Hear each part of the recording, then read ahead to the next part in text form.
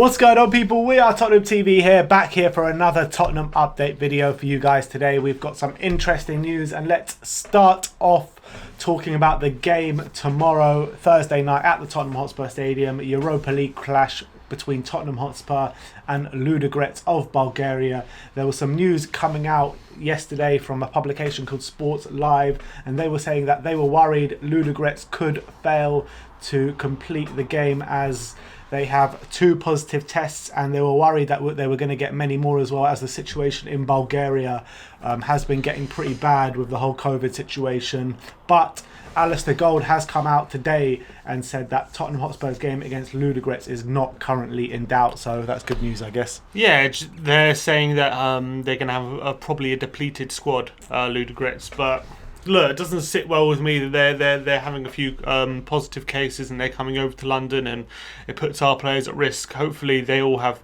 negative tests going into the game tomorrow, and it's all fine. But you know, the whole Matt Doherty thing where he tested positive after the game, it got me thinking like this isn't a good situation. And imagine we have a bunch of positive tests because of this going into the game on Sunday. That would just be a nightmare, absolute nightmare. So, but these players are going to have a negative test to enable to face us anyway. Yeah, but did Matt Doherty have a negative test before he played for Ireland? Probably not. I don't know. He must have. And there was this player, I can't remember who it was. There was a player on international break that actually got the test results came through at like half time or something and had to be taken off. What is this rubbish? I don't understand. This does kind of worry me a bit. Hopefully everything goes over smoothly. The fact, look, it's only 2 tests, and I'm assuming that means the rest of the tests are negative. So hopefully it should be okay. The game's going to go ahead. But I don't know. Look, it's just a bit of a worrying situation. Every time you hear these kind of things, you get a bit worried for me. Yeah, of course. And hopefully everything's going to be all right going to the game tomorrow, and no Spurs players get a positive test off because of it.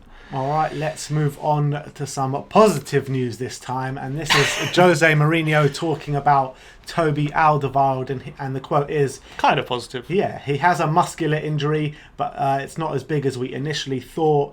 He will have to take time out, but the time out won't be a month like first feared. But then he goes on to say it's rumoured it will be around 2 to 4 weeks. Well, 4 weeks is a month, so yeah. But I think at the beginning he said they assumed it was going to be minimum a month, and now they're saying it could be like 2 weeks. That's good news. It is good news because, you know, especially Toby and his age as well, injuries can sometimes take a while to get over. Hopefully he should be okay in a couple of weeks. Does that give him? It's probably rules about the North London derby, I'm assuming. Yeah, hopefully he'll be back for like the Liverpool game. Okay. So big opportunity now for Joe Rodon on Sunday, or probably Joe Rodon, I'm assuming, to kind of step in his place. He's going to be a big miss, but I think it's at least now he's gone injured when we're just starting to get the defensive situation right and the defensive shape. So at least Rodon or Sanchez, when they're coming into the squad, they're coming into a more defensively solid team than they were before, and that should help them.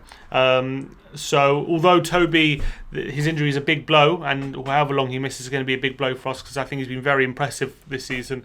But at least the situation isn't as bad as if he got injured maybe earlier in the season. At least it's some positive news, because, you know, Jose Mourinho, he's a bit dramatic with these injury news. Yeah, recently. every time. Heung-min Son goes up. Was against Chelsea. Was it against Chelsea? No, he went it was off? Against Newcastle, I believe. Against Newcastle, he went off at half time, and then after the game, he's going to be out for ages, and he's back for the next game pretty much. And the same thing with Toby Alderweireld. He was like, it's a very bad injury.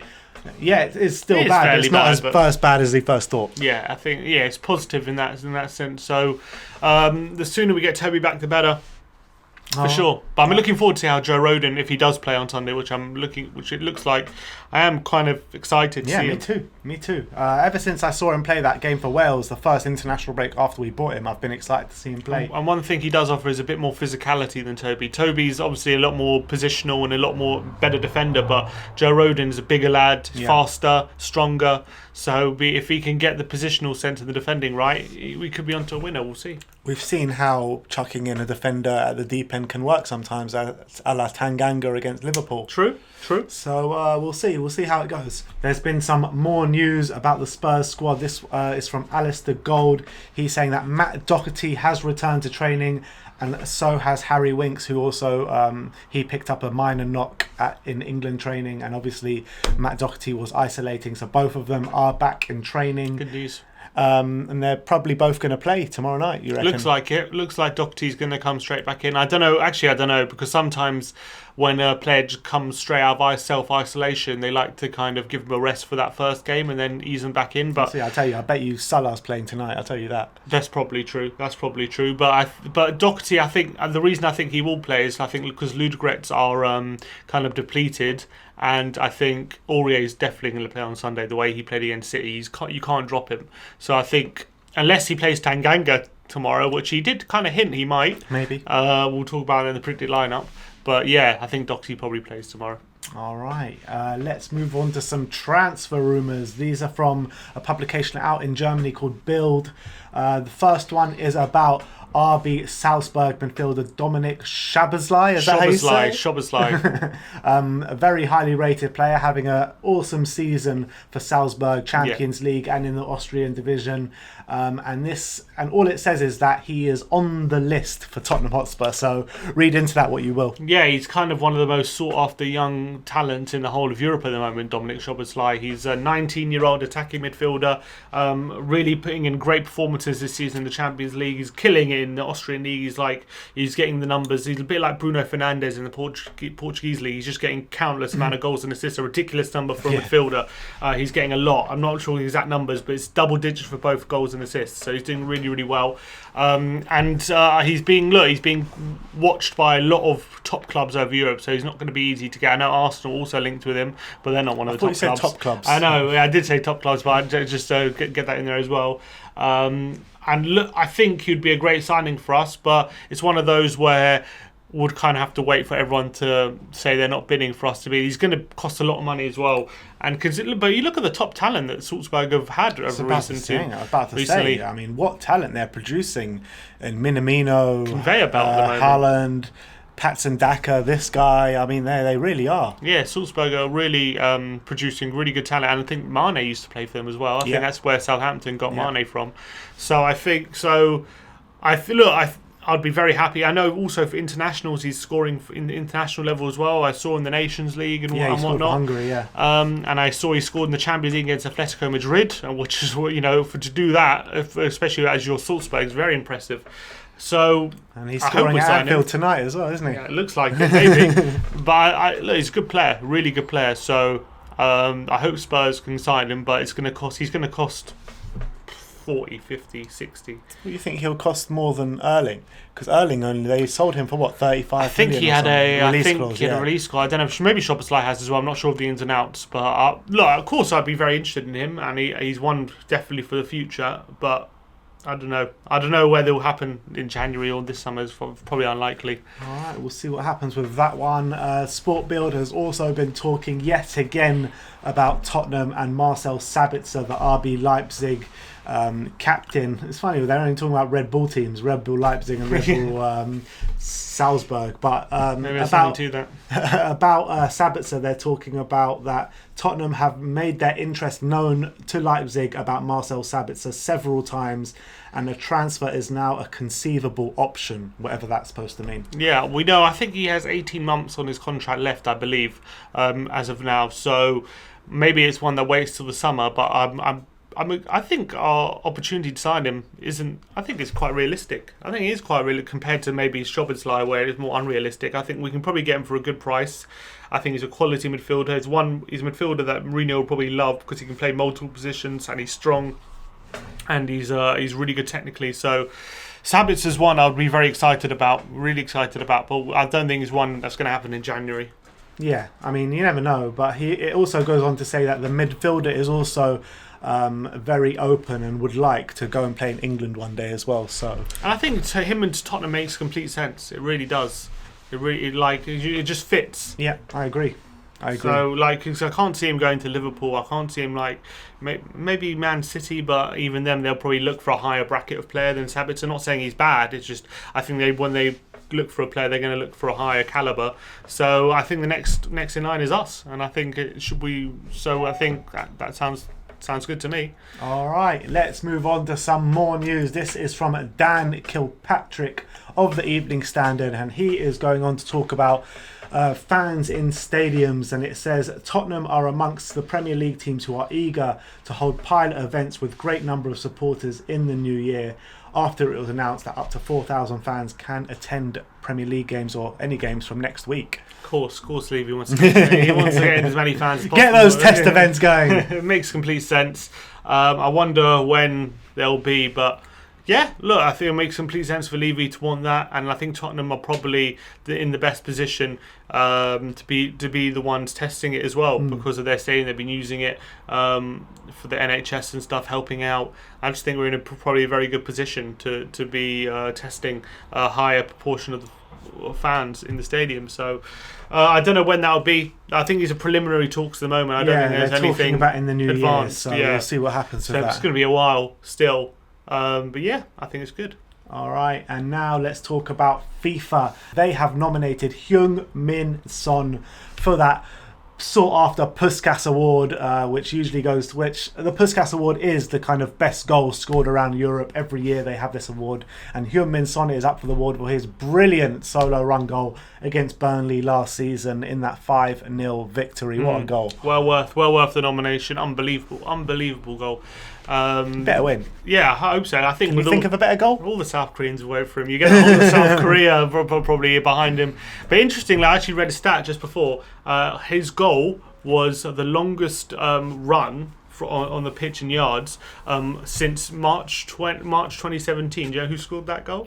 March 2017. Who scored a goal which, just in terms of yards, only a tiny bit longer than Son. Who was it?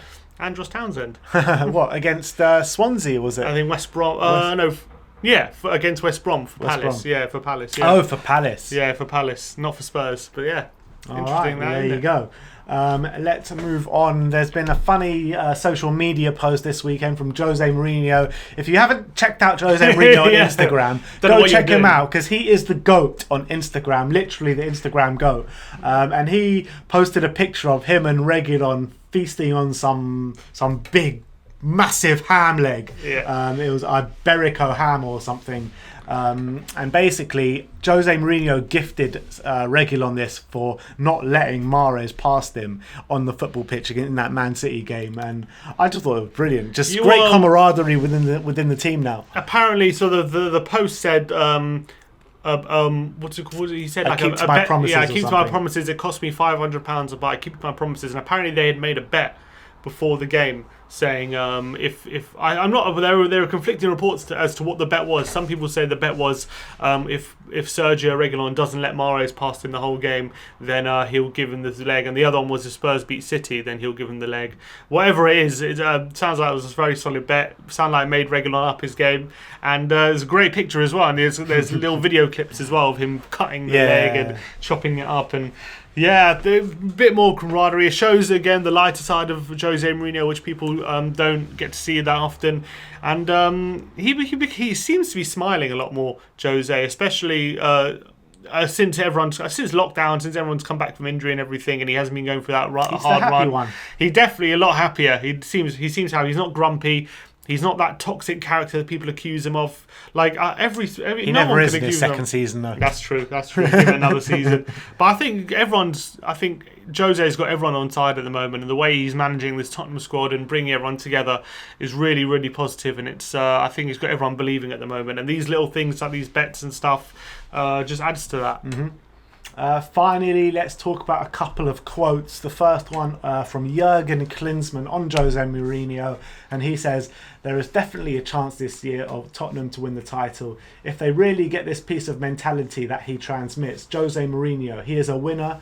He is a nasty piece of a coach." I completely agree. And I think that could be the difference. Someone like having Jose in charge could be the difference between us and someone like Chelsea. Because because if you look at us comparing us to Chelsea. Like Chelsea, our squads I think are just as good. But I think what could be the difference is Jose. Yeah. I really believe that, and I think it'll bear out because he really is a winner, and we'll see what Lampard's made of. We definitely will. I mean, Lampard got the better of him last season, but this season a different kettle of fish, isn't different it? different animal. So I'm looking forward to it. All right, and finally, we're going to leave you with a quote from Jack Wilshere. Jack Wilshere? Yeah. He's been talking about Tottenham, and a quote is, "A lot of my family are Tottenham fans, and I actually enjoy watching them play under Jose. They do look really strong. They've brought in Bale. They have Son and Kane up top. That's one of the top 3 strike forces in the league." I mean, he's speaking facts there, but but when did you hear Jack Wilshere talking up Tottenham? I think he probably doesn't have a club. He's keeping all his options open. I think he's keeping all his options open. But I'm sorry, Jack, it's not happening, mate. Jack, you'll still see you next Tuesday, mate. And it was actually quite funny. I think who was it? Someone tweeted. I don't know who it was. I think it might have been Piers Morgan tweeted about Arsenal's lack of creativity. And Jack Wilshere retweeted it with one of these emojis with a heart, like. Oh really? Yeah, he's like, "I'm here, available," kind of thing. And, he's here without a club. Maybe he'd go back to Arsenal. We'll Let him go back. I hope he does. They suit each other. I hope he goes back to Arsenal. But yeah, look, Jack ain't coming Tottenham. He said a few weeks ago, "I would like to go to Tottenham, but I don't think they would have me," or something like that. He said that on TalkSport. Yeah, something to that effect. So interesting to hear him talk nicely about Spurs because he doesn't usually do that.